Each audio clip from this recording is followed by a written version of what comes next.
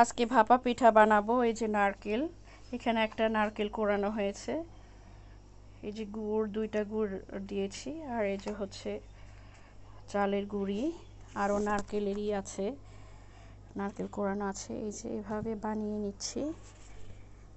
প্রত্যেক বছর শীত আসলে ভাপা পিঠাটা না খেলে মনে হয় না যে শীত এসেছে।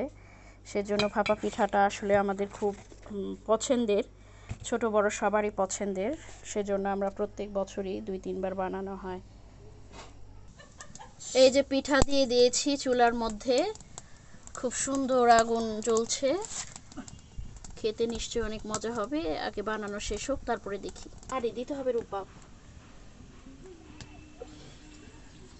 এক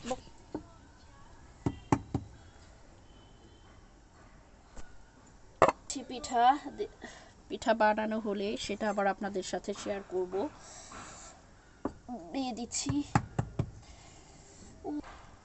এই 3টা দিয়ে দিলাম একসাথে। 3টা দিলে হয় কি, একসাথে অনেকগুলো পিঠা হয়ে যায়।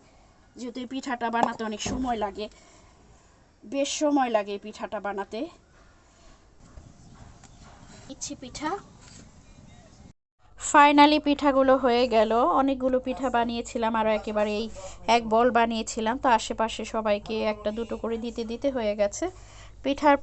পিঠাটা একেবারে ছোট ছোট করে বানানো হয়েছে।